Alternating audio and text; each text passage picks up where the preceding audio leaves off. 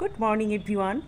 আজকে তোমাদের সাথে একটা ব্রেকফাস্ট শেয়ার করব রেসিপিটা খুব সুন্দর, বাচ্চাদের জন্য বেশি করে ভালো, আর বড়রাও খেতে পারে, স্পেশালি টি অ্যান্ড কফির সাথে। তো চলো ব্রেকফাস্টটা কীভাবে বানালাম, কী কী লাগলো, সেগুলো সব কিছু তোমাদের সঙ্গে শেয়ার করে নিই। কিন্তু একটু তো দেখি কি কিছু বোঝা যাচ্ছে এটা কি?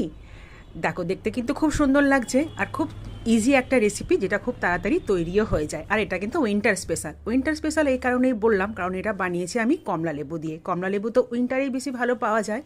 তো দেখো, আমি কমলা লেবু নিয়েছি একটা, পুরো গোটা বীজ ছাড়িয়ে নিয়ে মিক্সিতে সাদা তেল আর চিনি দিয়ে পুরো ব্লেন্ড করে নিয়েছি আটা। আর এটা তোমরা বলতে পারো আমি বানিয়েছি কমলা লেবুর আপ্পে।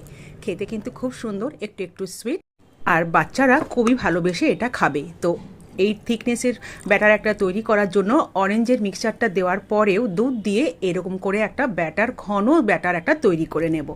দিয়ে দিলাম 2-3 ফোঁটা ভ্যানিলা এসেন্স, একটু স্মেলটা ভালো আসার জন্য। ভালো করে এটাকে আবার মিক্সড করে নিলাম।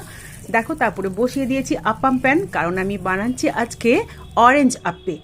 আর ঠিক বানানোর আগে আগে একটুখানি ফ্লাফি হওয়ার জন্য দিয়ে দিলাম একটা ছোট্ট টিস্পুনসের একটুখানি ইনো। তোমরা এতে বেকিং সোডা বা বেকিং পাউডারে ইউজ করতে পারো। তারপরে আপাম প্যানে অয়েল ব্রাশ করে আমি সবগুলো একে একে চামচে করে এইভাবে ভরে দিলাম। দেখো কেমন ফ্লাফি হয়ে উঠেছে।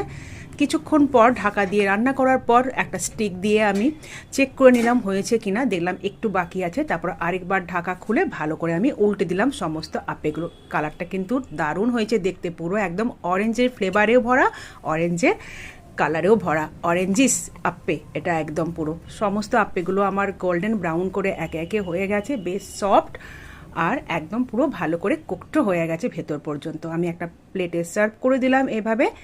খুব সুন্দর দেখতে লাগছে, আর এটা ছোট বড় সবাই খেতে পারবে, চা দিয়ে কফি দিয়ে খুব ভালো লাগে এটা খেতে। তোমরা একবার বানিয়ে দেখো। ওপর থেকে দিয়ে দিলাম কিছুটা হানি সার্ভ করার সময়, কারণ আমি এটা ছেলেকে খেতে দিচ্ছি। এটা খুব সুন্দর একটা ডিশ, যেটা ভালো করে প্রেজেন্টেশন করে দিলে ছোটরা খুবই মজা পায়।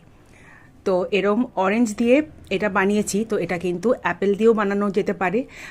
যখন আমি অ্যাপেল দিয়ে ট্রাই করব তোমাদের সঙ্গে সেটাও শেয়ার করব। তো দেখো, আমার কিন্তু ঝটপট একটা রেসিপি হয়ে গেছে বানানো। কেমন লাগলো জানিও। টাটা।